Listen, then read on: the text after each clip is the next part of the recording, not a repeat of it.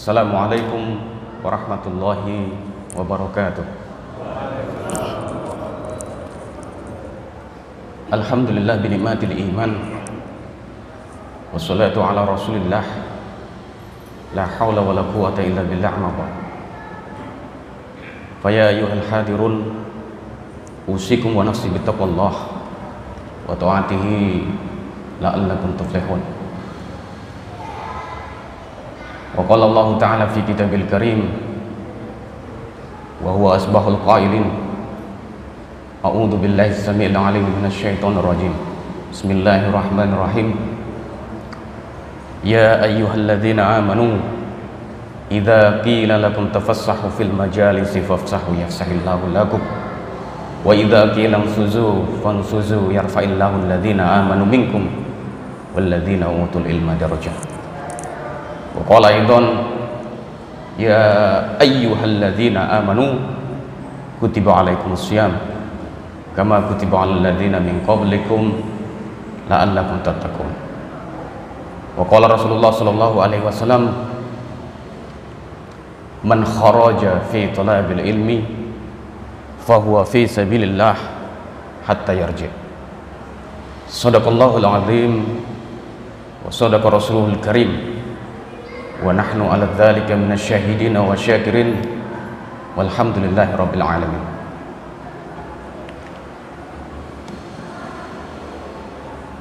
Segala puja dan puji milik Allah Subhanahu wa taala, Tuhan semesta alam. Atas segala curahan rahmat dan kasih-Nya kita dipertemukan di tempat yang penuh keberkahan ini.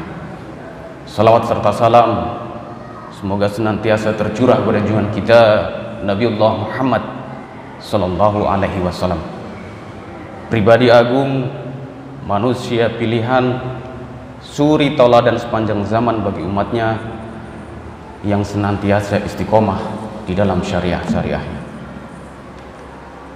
Ayyuhal hadirun rahimakumullah, sepatutnya lah kita bersyukur pada kesempatan pagi hari ini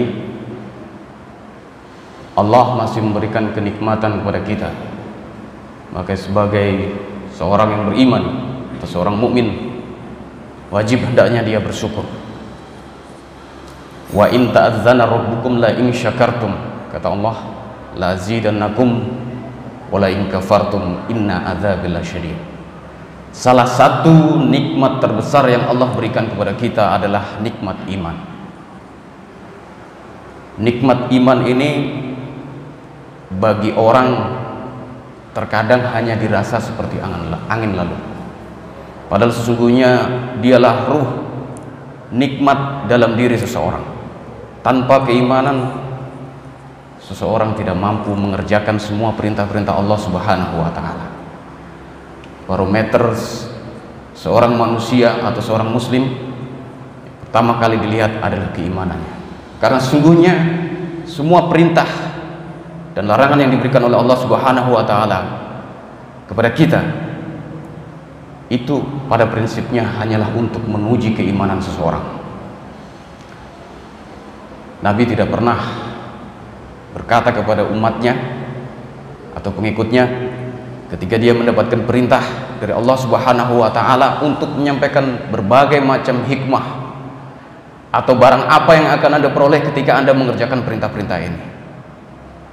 Tapi perintah-perintah yang Allah berikan selalu diawali dengan kata-kata keimanan. Orang yang berilmu ketika ingin mulia, maka dia harus, ilmu yang dimiliki harus didampingi dengan keimanan.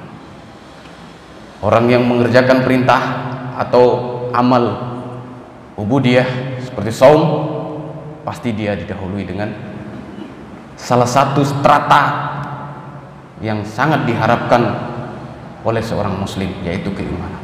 Karena tidak mungkin ketika tidak ada keimanan dalam diri seseorang, dia mampu mengerjakan perintah-perintah Allah Subhanahu wa taala. Yang membedakan orang mampu mengerjakan dan meninggalkan perintah Allah Subhanahu wa taala hanya iman seseorang. Ayyuhal hadirun rahimakumullah, saya sering hadir di majelis taklim kultum sebelum Ramadan di masjid yang penuh berkah ini. Nama masjidnya Nurul Ilmi. Banyak orang-orang pintar di sini. Saya merasa tercerahkan. Entah sebelum Ramadan, biasanya setiap hari Rabu, atau pada saat Ramadan, saya mencari sengaja masjid yang ada kultumnya. Karena seperti apapun kondisi kita, keimanan seseorang itu karakternya adalah naik dan turun, yazid wa yanqus.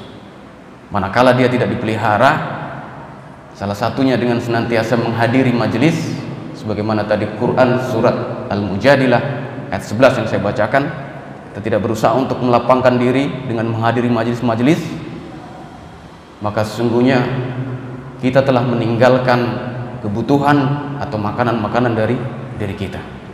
Saya hadir setiap Ramadan sejak awal hari Ahad. Bahkan hari Ahad itu hari Sabtu ya, hari Sabtu kemudian hari Ahad. Hari Ahad saya nggak dapat tempat, saya sholat di luar sana. Saking banyaknya orang. Salah satu keutamaan Ramadan dan tidak diperoleh di bulan-bulan yang lain. Bukan karena saya menghindari panas, memang karena penuh. Saya sholat di luar situ dengan anak saya. Luar biasa. Salah satu keutamaan Ramadan. Jangankan yang wajib, yang sunnah orang berbondong-bondong untuk mengerjakan. Kenapa? Karena salah satu kemuliaan Ramadan adalah apabila kita mengerjakan amal-amal ubudiyah, Allah Subhanahu wa taala akan melipat gandakan. Jangankan yang wajib, yang sunnah saja orang berburu.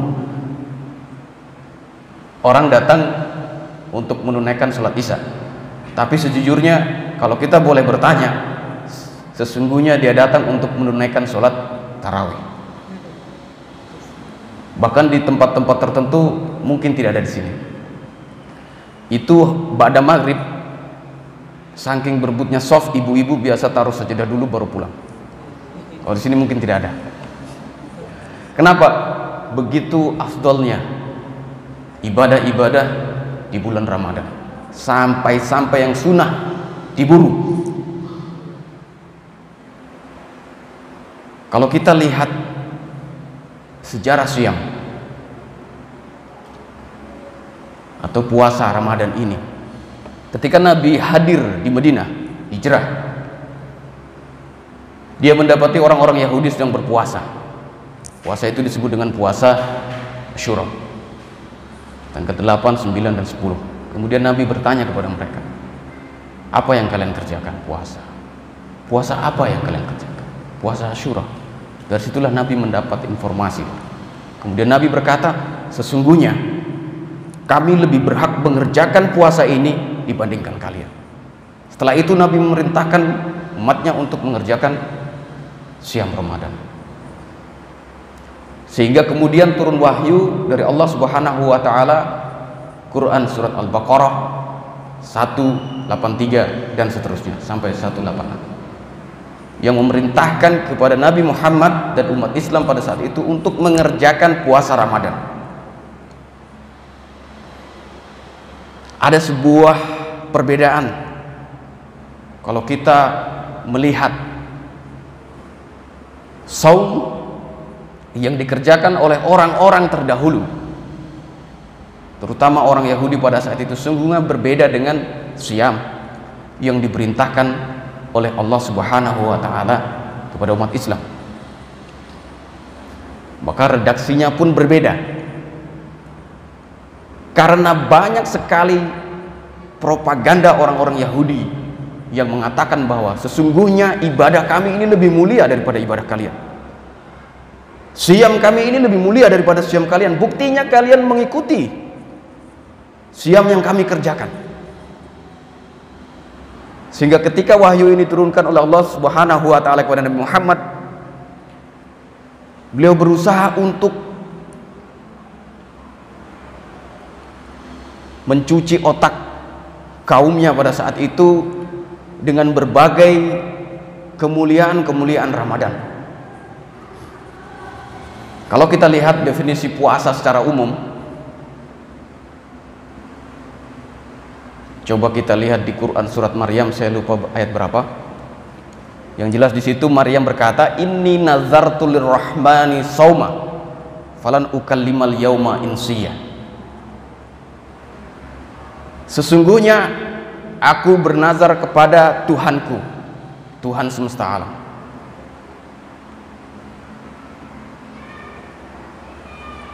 bahwa hari ini aku sedang berpuasa.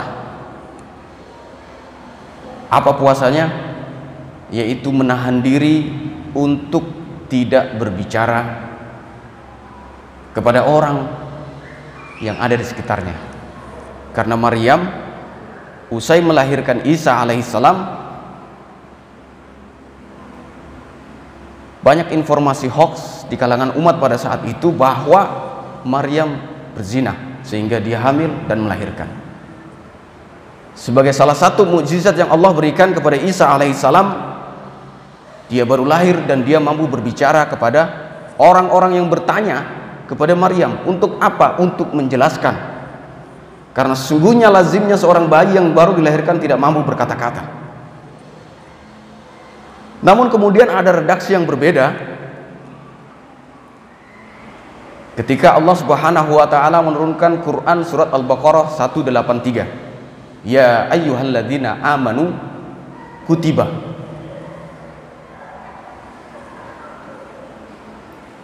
Kalau kita boleh lihat firman ini atau ayat ini, mengapa menggunakan diksi atau pilihan kutiba?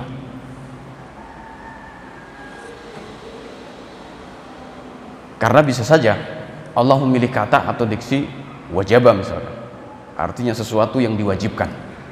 Tapi Allah menurunkan wahyunya di situ dengan diksi atau pilihan kata kutiba. Alaikumusiyam kama kutiba alal ladzina min qablikum la'allakum tattaqun. Dua kali ulangan kutiba dalam satu ayat ini. Untuk apa? Kutiba itu bukan hanya sekedar wajib, tapi kewajiban yang tertulis atau termaktub. Ada bahasa Indonesia itu termaktub. Bisa jadi asal katanya dari situ. Kenapa?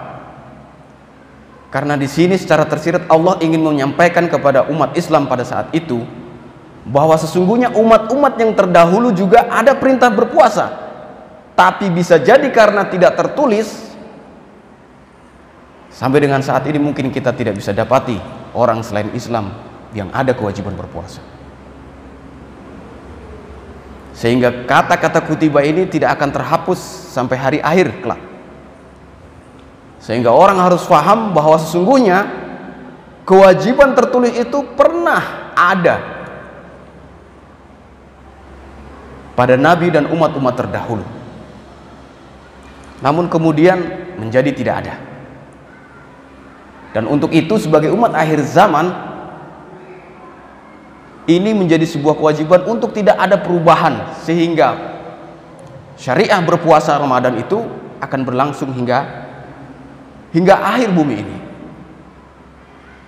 Kurang lebih seperti itu. Ada banyak sekali penceramah yang menyampaikan sejak hari pertama saya hadir di sini beberapa kemuliaan-kemuliaan Ramadan.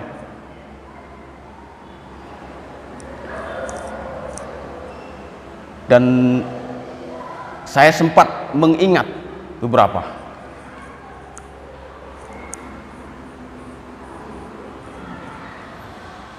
Bahkan semalam saya juga mengingat apa yang disampaikan oleh salah satu asatidz kita, salah satu ustadz kita menyampaikan kultum Ramadan.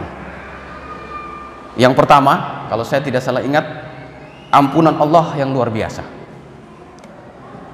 Itu salah satu kemuliaan atau keutamaan Ramadan. Ini yang saya rangkum. Kalau Bapak Ibu sekalian bukan hanya sekedar kultum Ramadan, tapi juga kultum subuh, mungkin lebih banyak yang diingat. Yang kedua, yang pertama tadi ampunan Allah yang luar biasa. Memang betul. Ada salah satu riwayat, ada dua pendapat yang berbeda. Ada nabi yang berkata, kemudian malaikat mengaminkan, ada malaikat yang berkata, Nabi mengaminkan, saya hadir di sini dan saya mendengar ceramah salah satu ustadz itu. Merugilah seorang lelaki yang ketika Ramadan itu hadir daripadanya, namun ia tidak mendapatkan ampunan dari Allah Subhanahu wa taala.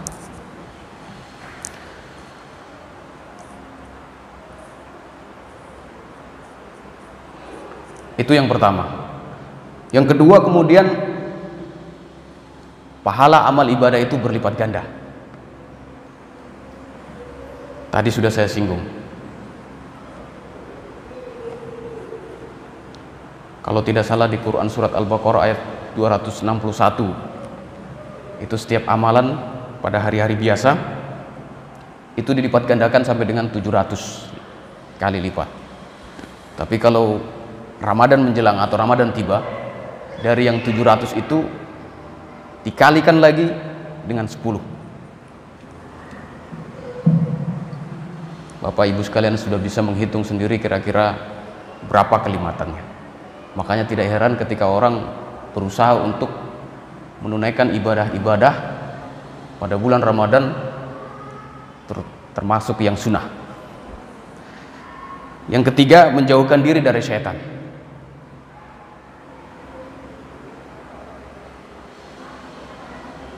Ada salah satu hadis Nabi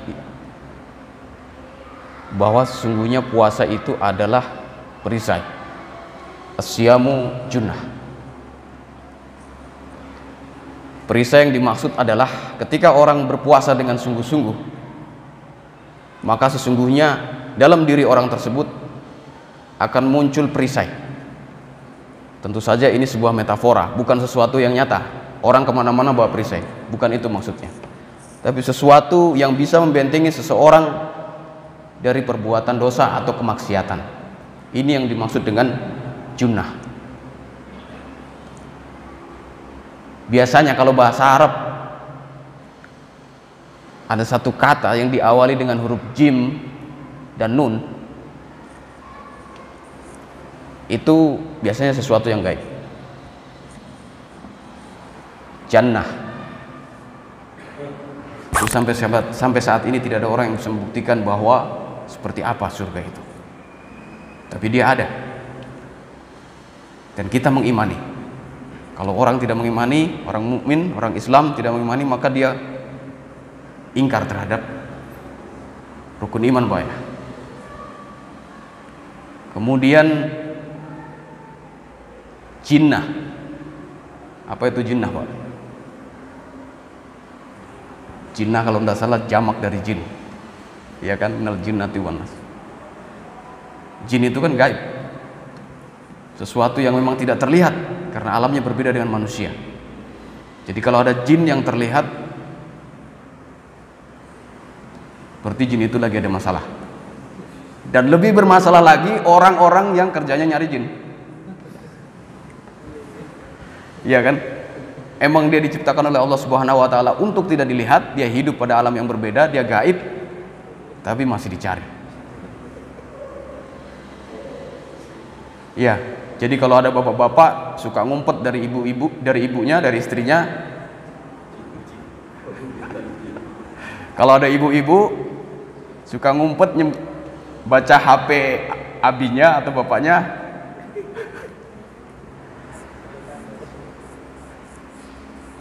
Kemudian junnah, jadi sesuatu yang gaib. Bukan maksud Nabi itu bahwa seorang yang berpuasa maka dia ada perisai. Yang dimaksudkan di sini adalah puasa itu mampu membentengi seseorang terhadap godaan-godaan syaitan. Kemudian yang keempat, siang dan malamnya adalah waktu terkabulnya doa.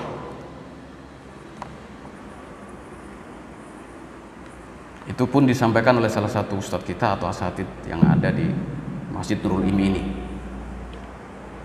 bahwa memang siang dan malamnya Ramadan itu waktu terkabulnya doa.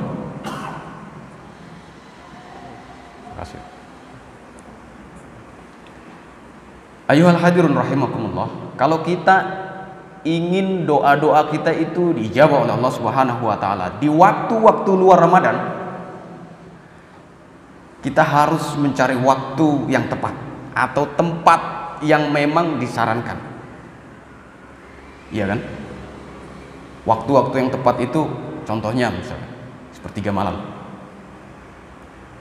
Waktu yang singkat di hari Jumat. Ada perbedaan pendapat di sini, ada yang mengatakan ketika khatib duduk di antara dua khutbah. Ada juga yang mengatakan waktu singkat tersebut adalah ba'da asar sampai dengan menjelang maghrib. Kemudian masjid. Masjid itu salah satu tempat yang Allah ijabah doa-doa kita. Mihrab masjid sangat makbul doa-doa kita. Makanya ketika imam berdoa, kita mengamini, kita berharap bahwa doa-doa itu diperkenankan oleh Allah Subhanahu wa taala. Maka kalau kita nyari imam, memang imam yang bacanya benar-benar bagus. Dia menguasai juga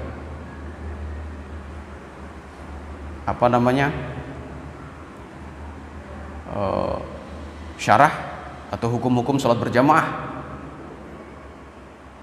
Jadi ketika dia memeriksa barisan, sawwa tadilu atau sufufakum fa inna tasfiyata min tamamis shalah, bukan hanya sekedar berdiri dan rapatkan barisan, tapi dia melihat jemaahnya. Nabi mengerjakan itu, sehingga Nabi tahu ketika habis sholat subuh itu, Nabi bertanya pada sahabat, di mana si A kok tidak ada, di mana si B kok subuh kali ini tidak ada. Atau dia harus menyesuaikan bacaan yang dia harus baca terhadap orang-orang yang hadir sholat berjamaah di situ. Mungkin ada yang menggunakan kursi, mungkin ada yang sudah berseragam karena memang dia harus cepat-cepat bekerja menuju tempat kerjanya, tapi dia merasa rugi ketika meninggalkan sholat berjamaah. Itu yang dia kerjakan. Maka imam melihat kondisi itu dan dia faham, sehingga dia membaca sesuai kebutuhan. Alhamdulillah di sini imamnya bagus-bagus. Kita bisa cukup menikmati dan menghayati. Kita bersyukur.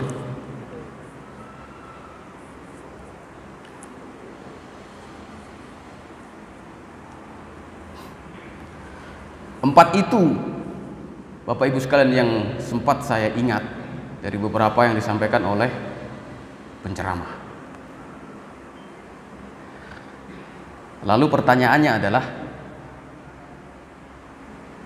apakah semua orang yang mengerjakan ibadah siam Ramadan itu akan bisa mendapatkan kemuliaan itu atau predikat ketakwaan di mata Allah Subhanahu wa taala? Maka kalau kita melihat Quran surat Al-Baqarah ayat 183 tadi, bahwa ternyata, saya masih ingat tadi malam Ustadz itu menyampaikan kultumnya ya,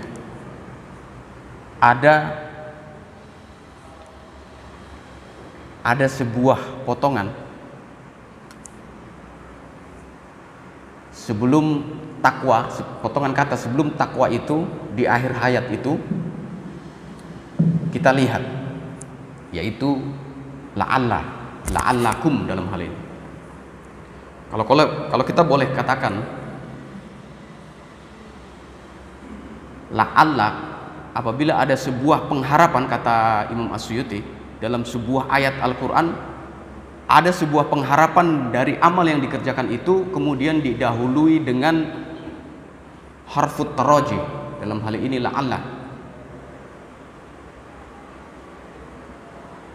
Maka Imam As-Suyuti mengatakan bahwa tidak semua orang akan mendapatkan apa yang diinginkan atau yang ingin dicapai dalam ayat tersebut, tetapi bagi mereka yang memiliki kesungguhan dan benar-benar serius mengerjakan amaliyah itu, Terkadang masih banyak orang yang membedakan atau memisahkan. Padahal dikatakan bahwa sesungguhnya antara qiyam dan siam itu satu paket. Kata Ustadz tadi malam, tidak ada paket hemat. Satu paket. Dan memang qiyam duluan. Bapak Ibu yang puasa hari Sabtu atau hari Ahad, pasti malamnya tarawih terlebih dahulu. Karena memang kita mengikuti penanggalan Hijriyah. Hijriyah itu dimulai sejak terbenamnya matahari. Kalau Masehi pukul 00. Maka pasti orang qiyam duluan. Man qoma Ramadana imana wa ihtisaban ghufira lahu ma taqaddama min dambi. Man soma, hanya satu kata yang membedakan. Man qoma di sini artinya yang menghidupkan malam-malam. Pos kambing juga menghidupkan, Pak. Main gaplek menghidupkan. Begadang semalam suntuk menghidupkan. Merubah pola atau merubah habit, merubah kebiasaan. Kalau biasanya dia tidur malam, sekarang begadang malam supaya pagi sampai sore tidur, puasa tidak terasa. Itu juga menghidupkan malam. Tapi yang dimaksud oleh Allah Subhanahu wa Ta'ala, dimaksud oleh Nabi di sini adalah man qoma. Sudah menjadi sebuah hal yang lazim. Qoma itu dimaksudkan dengan sholat, artinya berdiri. Jadi kerjakanlah sholat di malam harinya, karena itu ibadah yang afdal, dan siam di siang harinya, karena memang perintahnya siam itu siang hari. Dan tidak lazim. Dan memang ini ujian. Karena memang kita dipaksa untuk merasakan lapar. Kenapa? Karena menahan laparnya sejak terbit matahari, sejak terbit fajar sampai terbenam matahari. Orang beraktivitas, orang bekerja, pasti timbul rasa lapar. Bukan puasanya malam hari. Ada umat-umat terdahulu yang puasanya malam hari. Karena ini membutuhkan kesungguhan, keseriusan, maka tidak berlebihan. Ketika dalam hadis qudsi Allah berfirman,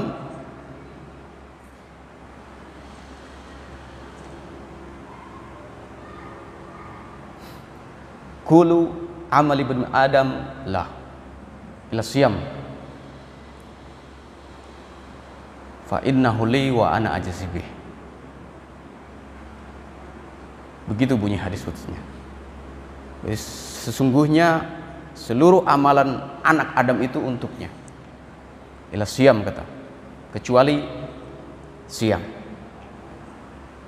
Siam itu untukku dan aku sendiri yang akan memberikan pahala baginya. Ini sebuah kata yang menyiratkan bagi kita bahwa memang setiap orang yang mengerjakan puasa itu akan memiliki nilai yang berbeda-beda di hadapan Allah Subhanahu wa Ta'ala. Karena pastinya berbeda. Demikian apa yang bisa saya sampaikan. Segala kurang lebih, segala kekurangan mohon dimaafkan. Ada kelebihan juga menjadi keberkahan buat kita semua dan majelis ini. Hadanallahu wa iyyakum ajmain. Subhanakallahumma hamdik, asyhadu an la ilaha illa anta, astaghfiruka wa atubu ilaik. Assalamualaikum warahmatullahi wabarakatuh.